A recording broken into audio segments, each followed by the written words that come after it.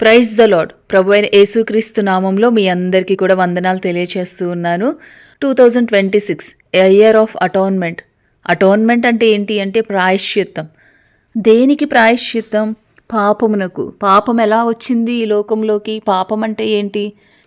దేవుడు సమస్తాన్ని సృష్టించిన తరువాత ఆయన స్వరూపంలో, ఆయన పోలికలో దేవుడు నరులను రూపించుకున్నట్లుగా మనం చూస్తూ ఉన్నాం. అయితే దేవుడు ఏం చెప్పారు అంటే, వారిని ఏదైనా తోటలో ఉంచినప్పుడు ఆదామును, ఈ చెట్లకున్న ప్రతి ఒక్క ఫలమును నీవు తినొచ్చు, కానీ తోట మధ్య ఉన్న ఫలాన్ని మాత్రం నువ్వు తినకూడదు, అది తినిన దినమున నిశ్చయముగా నీవు చచ్చెదవు అని చెప్పారనమాట. చెప్పినప్పుడు ఆదాము ఆ తర్వాత అవ్వకు చెప్పారు.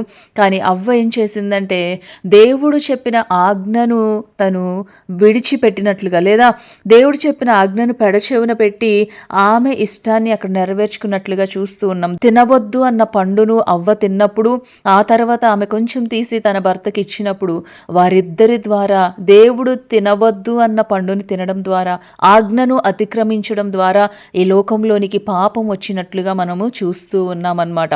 ఆ పాపం అంటే ఏంటి అంటే, మనకు అర్థమయ్యే భాషలో చెప్పాలి అంటే, దేవునితో ఒక శాశ్వతమైన ఎడబాటు, అంటే ఇక ఎన్నడూ ఆయన దగ్గరికి చేరలేనంత దూరం అనేది దేవునికి మనుషులకి ఏర్పడినట్లుగా చూస్తూ ఉన్నాం. ఆ పాపం యొక్క పర్యావసానముగా రోగం, శాపం, దుఃఖం, మరణం ఇవన్నీ కూడా లోకంలోనికి వచ్చినట్లుగా మనము చూస్తూ ఉన్నామన్నమాట.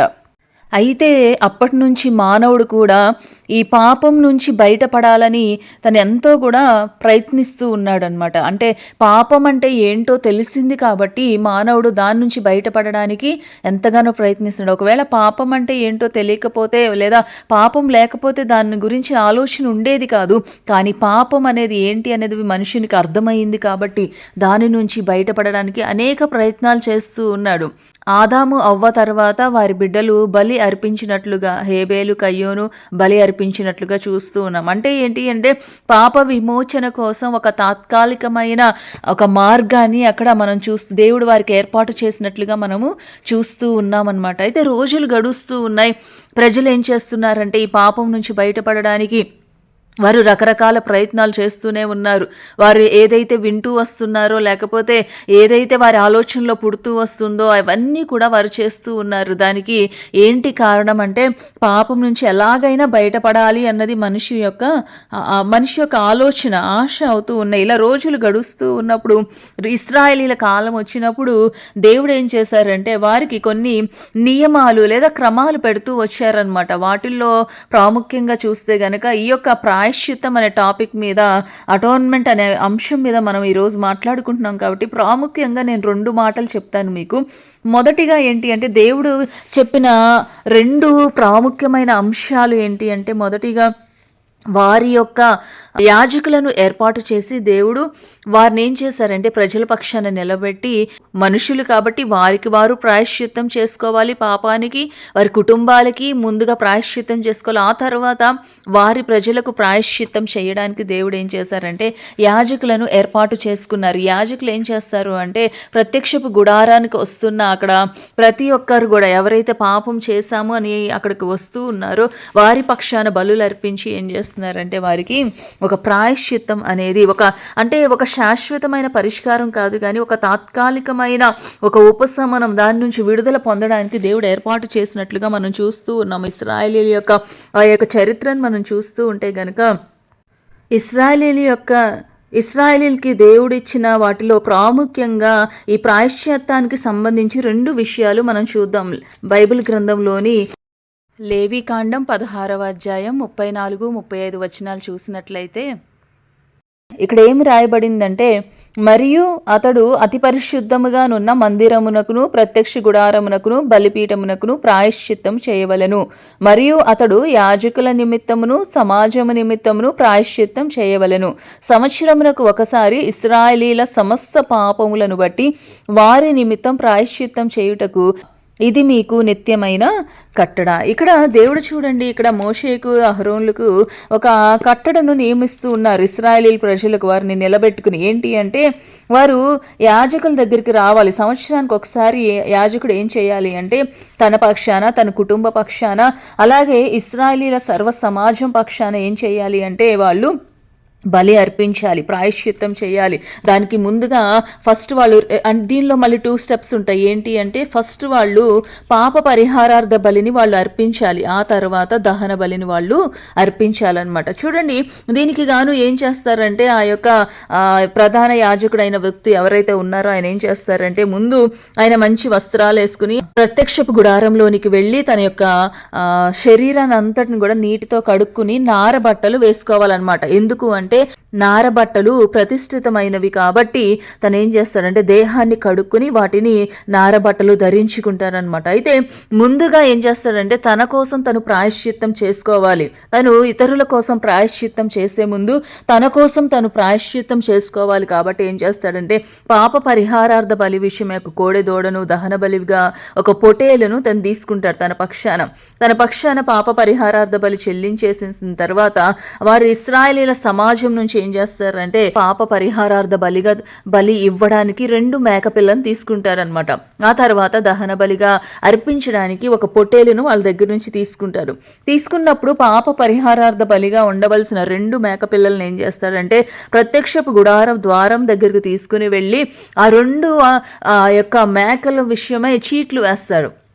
చీట్లు వేసినప్పుడు ఏ మేక మీదైతే చీటీ వస్తుందో దాన్ని ఏం చేస్తారంటే దేవునికి పాప పరిహారార్థ బలిగా చెల్లించి 2వ మేకపిల్ల ఏదైతే ఉందో దాని మీద ఆయన చేతులు ఉంచి ఇశ్రాయేలీల పక్షాన పాపములన్నీ కూడా దాని మీద మోపుతాడనమాట. దాని తల మీద చేతులు ఉంచి ప్రతి ఒక్క పాపమును పలికినప్పుడు ఏమవుతుందంటే ఆ పాపమంతా కూడా ఆ యొక్క మేకపిల్ల మీదకి ఆ పాపమంతా ట్రాన్స్ఫర్ అవుతుంది. అప్పుడు ఏం చేస్తారంటే దాన్ని తీసుకుని వెళ్ళి ఎడారిలో విడిచిపెట్టేస్తారు. ఇప్పుడు ఈ యొక్క ప్రధాన యాజకుడు ఏం చేస్తారు అంటే తన కోసం అర్పించుకున్న ఆ యొక్క పాప పరిహారార్థ బలిని కోసం అర్పించిన ఆ యొక్క కోడెదోడ రక్తము, అట్లాగే ఇశ్రాయేల్ సర్వ సమాజం పక్షాన అర్పించిన ఆ యొక్క పాప పరిహారార్థ బలి అయిన మేకపిల్ల రక్తాన్ని రెండింటినీ తీసుకుని వెళ్ళి ఈయన ఏం చేస్తారు అంటే ఆయన అతి పరిశుద్ధ స్థలములో ఉన్న అడ్డు తెర లోపలికి వెళ్ళి ఆ రక్తాన్ని తీసుకుని వచ్చి ఏం చేస్తారు అంటే ఆ రక్తంతో కరుణాపీఠం మీదను కరుణాపీఠం ఎదుట కూడా ఏం చేస్తాడు ప్రోక్షిస్తారనమాట. అప్పుడు అట్లా చేయడం వల్ల ఇశ్రాయేలీల యొక్క సర్వ సమాజం యొక్క పాపములను బట్టి అనగా వారి అపవిత్రతను బట్టి వారి అతిక్రమాలను బట్టి పరిశుద్ధ స్థలానికి ఏం చేస్తున్నారంటే ప్రాయశ్చిత్తం చేస్తున్నారనమాట. ప్రత్యక్షపు గుడారం వారి మధ్య ఉండటం వలన వారి అపవిత్రతను బట్టి అది కూడా అపవిత్రపరచబడుతుంది. కాబట్టి అతడు ఏం చేస్తాడంటే దానికి ప్రాయశ్చిత్తం చేస్తారు. అంతేకాదు ఆ రక్తంలోని కొంచెం తీసుకుని వచ్చి బయట ఉన్న ఆవరణంలో ఉన్న బలిపీఠపు కొమ్ముల మీద కూడా దాన్ని చమురుతారనమాట. 7 సార్లు తన వేలుతో ఆ రక్తాన్ని ఏం చేస్తారంటే కొంచెం దాని మీద ప్రోక్షిస్తారు. దాన్ని పవిత్రపరిచి ఇశ్రాయేలీల యొక్క పవిత్రతను అంతటిని కూడా పోగొట్టి ఏం చేస్తారు దానిని పరిశుద్ధపరుస్తారనమాట. ఇట్లాగా ఆ యొక్క యాజకుడు ఏం చేస్తాడు అంటే సంవత్సరానికి ఒక్కసారి ఏం చేస్తారంటే ప్రత్యక్షపు గుడారమునకును బలిపీఠమునకును అలాగే అతి పరిశుద్ధముగా ఉన్న మందిరానికి ఏం చేస్తారంటే ప్రాయశ్చిత్తం అక్కడ చేస్తున్నట్లుగా చూస్తూ ఉన్నాం. ఇది సంవత్సరానికి ఒక్కసారి చేయడానికి దేవుడు వారికి నియమించిన కట్టడ అనమాట. చూడండి, అలాగే ఇంకొక కట్టడను దేవుడు ఇక్కడ ఏర్పాటు చేస్తూ ఉన్నారు. ఇది ఏంటి అంటే ఇందాక మనం చూసింది ఏంటి అంటే ప్రజలకు, కానీ ఇప్పుడు రెండోది ఏంటి అంటే భూమికి కూడా ఆయన ఒక కట్టడను ఇశ్రాయేలీలకి అక్కడ ఏర్పాటు చేస్తూ వచ్చారు. చూడండి, నిర్గమకాండంలోకి మనం ఒకసారి వెళ్తే నిర్గమకాండము 23వ అధ్యాయము 10-11 వచనాలు మనం చూసినట్లయితే అక్కడ ఒక మాట ఉంటుంది. 6 సంవత్సరములు నీ భూమిని విత్తి దాని పంట కూర్చుకొనవలెను, 7వ సంవత్సరమున దానిని బీడు విడువవలెను.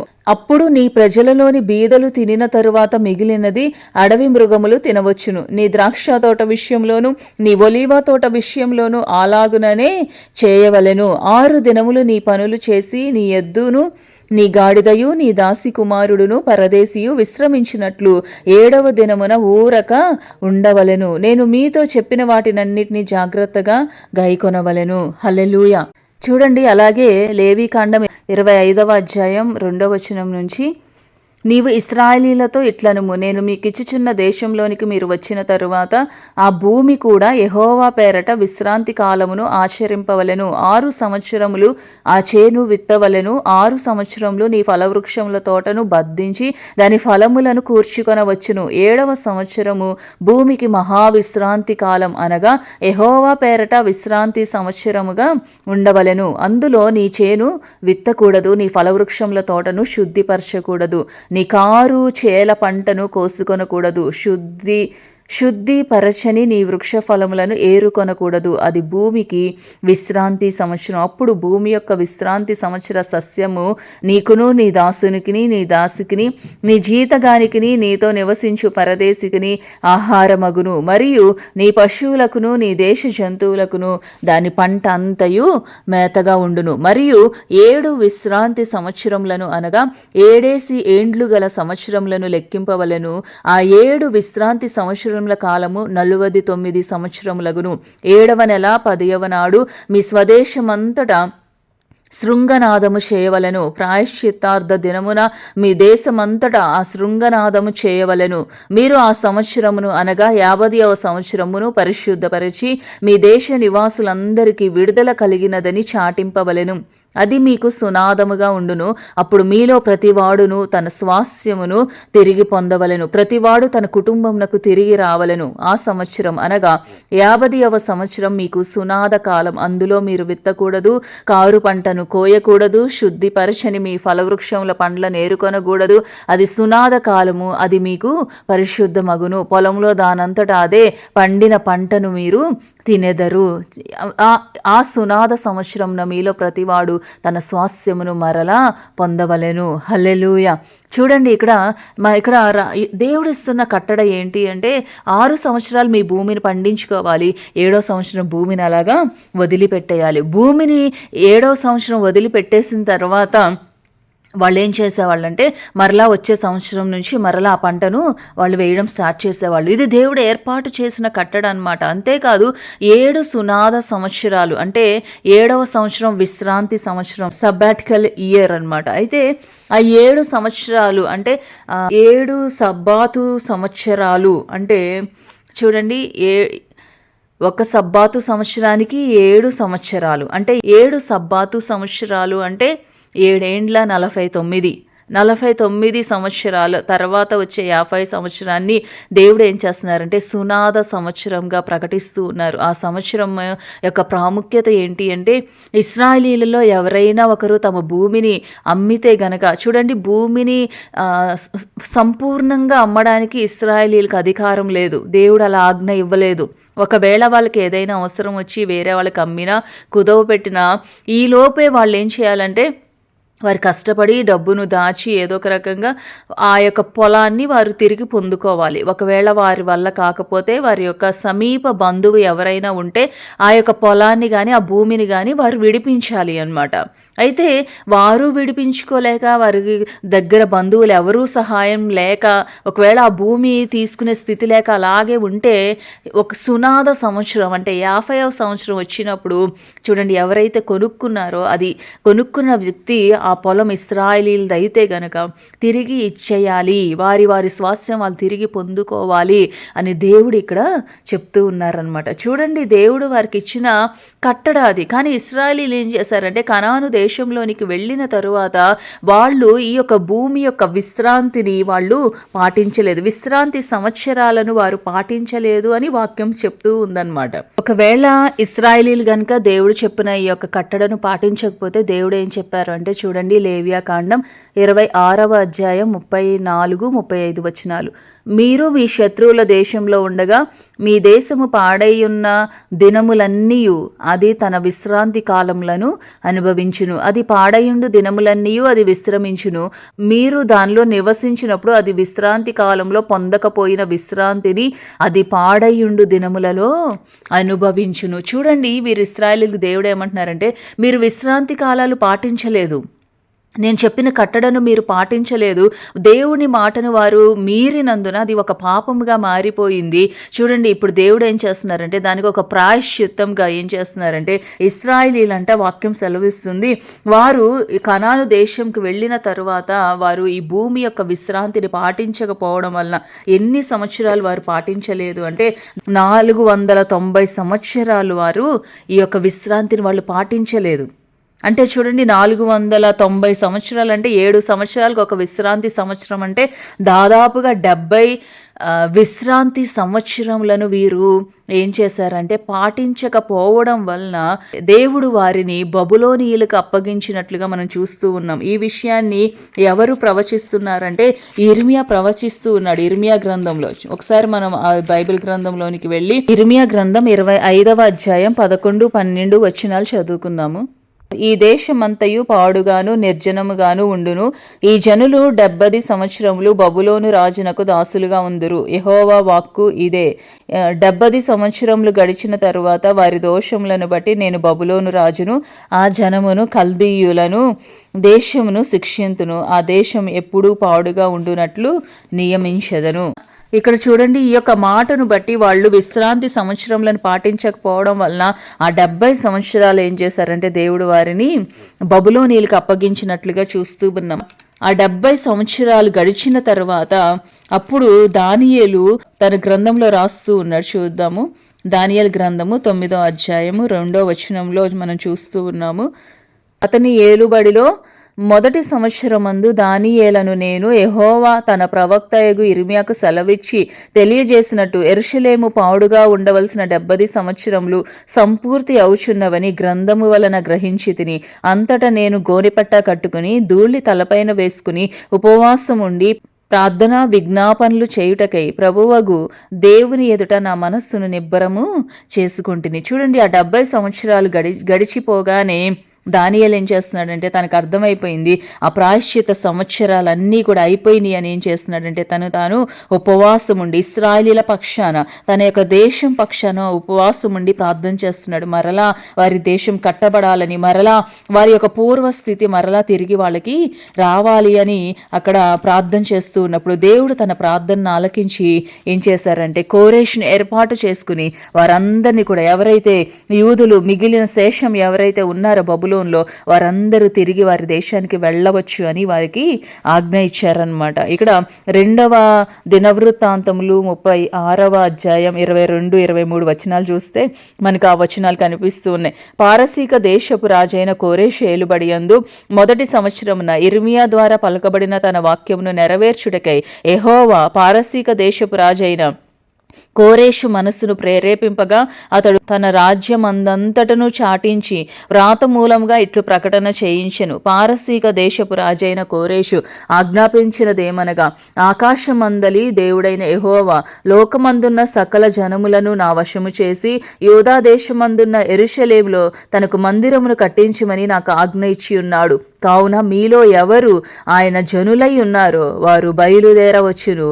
వారి దేవుడైన యెహోవా వారికి తోడుగా ఉండునుగాక. హల్లెలూయా. చూడండి కోరేషు దేవుడు లేపి మరలా ఆ యొక్క ఇశ్రాయేలీలు తిరిగి వారి దేశానికి వెళ్ళడానికి దేవుడు అక్కడ సహాయం చేసినట్లుగా చూస్తూ ఉన్నాం. చూడండి ఇవన్నీ మనం చూసినట్లయితే ఇక్కడ ఒక ప్రతి దానికి కూడా దేవుడు ఒక విడుదల, ఒక ప్రాయశ్చిత్తం చేస్తున్నట్లుగా మనం చూస్తూ ఉన్నాం అన్నమాట. అయితే చూడండి ఇవన్నీ కూడా మానవునికి ఒక శాశ్వతమైన ప్రాయశ్చిత్తాన్ని చేయలేకపోతున్నాయి అన్నమాట. అలాంటి సమయంలో దేవుడు తాను ముందుగా తన ప్రవక్తల నోట ప్రకటించిన రీతిగా, ప్రవచించిన రీతిగా ఆయన తన ప్రియ కుమారుడైన ప్రభువైన యేసుక్రీస్తును ఈ లోకంలోనికి పంపించారు. ఎందుకు అంటే మనకు ఒక శాశ్వతమైన ప్రాయశ్చిత్తాన్ని అనుగ్రహించడానికి. హెబ్రీలకు రాసిన పత్రిక 9వ అధ్యాయం 22వ వచనంలో ఒక మాట ఉంటుంది. ఏంటి అంటే రక్తం చిందింపకుండా పాప క్షమాపణ కలుగదు అని. చూడండి రక్తం ద్వారా మాత్రమే ఒక వ్యక్తి యొక్క పాపానికి సంపూర్ణ ప్రాయశ్చిత్తం కలుగుతుంది. కాబట్టి దేవుడేం చేశారంటే తన ప్రియ కుమారుని, ఆయన సొంత కుమారుని, తన ప్రియ కుమారుడైన ప్రభువైన యేసుక్రీస్తుని లోకంలోనికి పంపించి మన నిమిత్తం ఆయన రక్తం చిందించబడడం ద్వారా ప్రాయశ్చిత్తం కలగడానికి దేవుడు సహాయం చేశారన్నమాట. పాపమునకు ప్రాయశ్చిత్తంతో పాటు ఆ పాప పర్యవసానమైన రోగం నుంచి, శాపం నుంచి, దోషం నుంచి, అన్నిటి నుంచి కూడా దేవుడు మనల్ని విడిపించినట్లుగా చూస్తూ ఉన్నాం. వాక్యం సెలవిస్తుంది, అతడు పొందిన దెబ్బల వలన మనకి స్వస్థత కలుగుతుందని. హల్లెలూయా. మనమేం చేయాలి? దేవుడైతే ఆయన యొక్క రక్తాన్ని చిందించారు, మనల్ని విమోచించారు. మన యొక్క ప్రయత్నం ఏదీ లేదు, కానీ ఆయన యొక్క కృపను బట్టి, ఆయన చేసిన త్యాగమును బట్టి దేవుడు మనల్ని విమోచిస్తూ ఉన్నారనమాట. అయితే మనమేం చెయ్యాలి అంటే చూడండి, రోమిల్కి రాసిన పత్రిక 10వ అధ్యాయం 9వ వచనం, యేసు ప్రభువని నీ నోటితో ఒప్పుకొని దేవుడు మృతులలో నుండి ఆయనను లేపెనని నీ హృదయమందు విశ్వసించిన ఎడల నీవు రక్షించబడదువు. మనము రక్షించబడాలి అంటే మనం చేయాల్సిన పని ఏంటి అంటే ఏసే ప్రభువని. ప్రభువు అంటే అర్థం ఏంటంటే ఆయనే మెస్సయ్య అని. అనేక సంవత్సరాలుగా ఎవరి నిమిత్తమైతే ప్రవక్తలు ప్రవచిస్తూ వచ్చారో ఆ మెస్సయ్య ఆయనే అని మనం విశ్వసించి ఆయన్ని మన ప్రభువుగా, సొంత రక్షకునిగా అంగీకరించి మన నోటితో ఒప్పుకున్నట్లయితే మనము రక్షించబడతాము అని దేవుని వాక్యం సెలవిస్తుంది. క్రైస్తవ జీవితంలోని ప్రాముఖ్యమైన అంశం ఏంటి అంటే విశ్వాసం. విశ్వసించడం ద్వారా మాత్రమే మనము రక్షించబడతాము అని వాక్యం సెలవిస్తుంది. చూడండి, ఇందాక మనము ప్రధాన యాజకులు అర్పించిన అర్పణ పాప పరిహారార్థ బలిని గురించి మనం విన్నాము. ఆ పాప పరిహారార్థ బలి అర్పించిన తర్వాత ప్రధాన యాజకుడు ఏం చేస్తున్నాడంటే దహన బలిని కూడా అర్పిస్తున్నట్లుగా చూస్తూ ఉన్నాం. పాప పరిహారార్థ బలి ఎందుకంటే ఒక వ్యక్తి యొక్క పాపం నుంచి ప్రాయశ్చిత్తం నిమిత్తం. దహన బలి ఎందుకు దాని తర్వాత చేస్తారు అంటే, దహన బలి అనేది వాళ్ళు బలిగా అర్పించిన పశువుని ఏం చేస్తారంటే సంపూర్ణంగా కాల్చివేస్తారనమాట బలిపీఠం మీద. అంటే ఇంకా ఏది కూడా మిగల్చరు. దాని అర్థం ఏంటి అంటే అది సంపూర్ణంగా దేవునికి మాత్రమే అర్పితమని అర్థం అనమాట. అలాగే పాప పరిహారార్థ బలి అంటే ప్రాయశ్చిత్తం జరిగిన తరువాత వాళ్ళు దహన బలి అర్పించుట ద్వారా దేవునికి తమను తాము ఎలా సంపూర్ణంగా అర్పించుకుంటున్నారో ఇక్కడ కూడా ప్రభువైన యేసుక్రీస్తుని మన సొంత రక్షకునిగా అంగీకరించి మనం ఏం చేయాలి అంటే ఆయన యొక్క రక్తం ద్వారా కడగబడిన తర్వాత ఆయనకి మనల్ని మనం సంపూర్ణంగా అర్పించుకోవాలి అని వాక్యం సెలవిస్తూ ఉంది. చూడండి, ఈ యొక్క వాక్యం ద్వారా దేవుడు మనతో ఏం చెప్తున్నారు అంటే ప్రభువైన యేసుక్రీస్తు సిలువలో తన యొక్క మరణం ద్వారా మనకి సంపూర్ణ ప్రాయశ్చిత్తం చేసిన తర్వాత మనం వేరే వాటి వైపు లేదా వేరే అంశాల వైపు తిరగవలసిన పని లేదనమాట. అందుకే మనం పాత నిబంధనలో భక్తులు ఆశ్రయించిన ఆ యొక్క బలులను మనం ఇప్పుడు చేయట్లేదు. ఎందుకంటే ప్రభువైన యేసుక్రీస్తు మన పక్షాన సమస్త ప్రాయశ్చిత్తాన్ని కూడా ఆయన సిలువలో చేసి ముగించినట్లుగా చూస్తూ ఉన్నాం. ప్రాయశ్చిత్తం అనేది మతపరమైనది కాదు, కానీ హృదయ సంబంధమైనదిగా మనం చూస్తూ ఉన్నాం. అంటే హృదయ మార్పుకి సంబంధమైనదిగా మనము చూస్తూ ఉన్నాం అన్నమాట. సంపూర్ణ ప్రాయశ్చిత్తం ప్రభువైన యేసుక్రీస్తు మనకి మన పక్షాన మన కోసం ఆయన చేయడం ద్వారా మనం ఈరోజు సంపూర్ణంగా విమోచింపబడిన వారుగా మార్చబడుతూ వచ్చాము. ప్రాయశ్చిత్తం అనేది దేవుని యొక్క ఉగ్రత కాదు కానీ, లేదా మనల్ని ఏదో శిక్షించాలి అన్న విషయం కాదు, కానీ దేవుడు తన యొక్క ఉచితమైన కృపను బట్టి, తన యొక్క ప్రేమను బట్టి తిరిగి ఆయన తనతో కలిసి నిలిచేవారిగా మనల్ని మార్చాలి అన్నది ఆయన యొక్క ఆశ లేదా ఆయన యొక్క తపనగా మనము చూస్తూ ఉన్నామన్నమాట. అనేక సంవత్సరాలుగా ఎదురు చూసిన ఆ ప్రాయశ్చిత్తాన్ని దేవుడు మానవునికి చేయడం ద్వారా మరలా ఆయన వారితో దేవునితో కలిసి నిలిచి ఉండే భాగ్యాన్ని, దేవునితో కలిసి నివాసం చేసే భాగ్యాన్ని, యుగ యుగాలు ఆయనతో కలిసి జీవించే అవకాశాన్ని, ఆ నిత్య జీవాన్ని దేవుడు మనకి అనుగ్రహిస్తూ ఉన్నారు. మరణాన్ని జయించడానికి, పాపాన్ని జయించడానికి, శాపాన్ని జయించడానికి దేవుడు మనకి సహాయం చేశారు.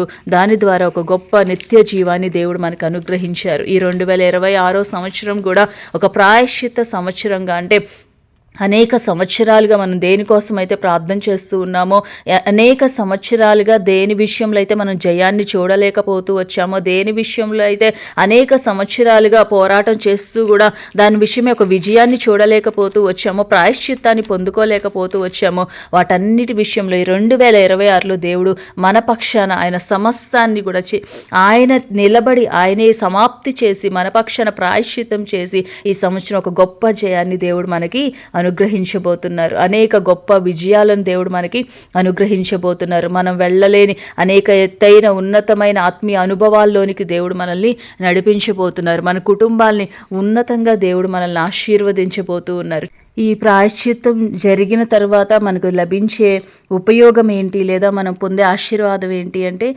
ఏదైతే మనం నష్టపోయామో దాని విషయంలో ఆయన రెండంతలుగా మనకి ఆశీర్వాదాన్ని ఇవ్వబోతూ ఉన్నారు. అలాగే దేవుడు చూడండి, పాత నిబంధనలో ఎక్కడ ప్రాయశ్చిత్తం జరిగినా కూడా దాని తర్వాత ఒక విశ్రాంతిని మనం చూస్తూ ఉన్నాం. విశ్రాంతి అంటే నెమ్మది కలిగిన స్థితి, సమాధాన స్థితి అని మనం చూస్తూ ఉన్నాం. దేవుడు మన పాపం విషయమై ప్రాయశ్చిత్తం చేసిన తర్వాత కూడా మనం ఒక సమాధాన స్థితి దేవుడు మనకు అనుగ్రహించినట్లుగా చూస్తూ ఉన్నాం అన్నమాట. అలాగే ఈ ప్రాయశ్చిత్తం తర్వాత మనకు రావాల్సిన ఆశీర్వాదాలు ఏవైతే ఉన్నాయో అవన్నీ కూడా మనము అనుభవిస్తామని వాక్యం సెలవిస్తూ ఉంది. అంటే దేవుడు ప్రాయశ్చిత్తం తర్వాత ఒక నూతన ప్రారంభాన్ని దేవుడు ఒక వ్యక్తి జీవితంలో ప్రారంభించి ఆయన అనుకున్న స్థితిలో, ఆయన మార్గాలలో తండ్రి చిత్తం చొప్పున ఆయన నడిపిస్తున్నట్లుగా మనం వాక్యంలో చూస్తూ ఉన్నాం. దేవుడు మన యొక్క కుటుంబాల్లో కూడా ఈ యొక్క 2026లో ఇవ్వవలసిన ఆయన విశ్రాంతిని మన కుటుంబాలకి, మన వ్యక్తిగత జీవితాలకు అనుగ్రహించి మనకు రావాల్సిన నష్టపోయిన సంవత్సరంలో పంటను దేవుడు మనకు అనుగ్రహించి,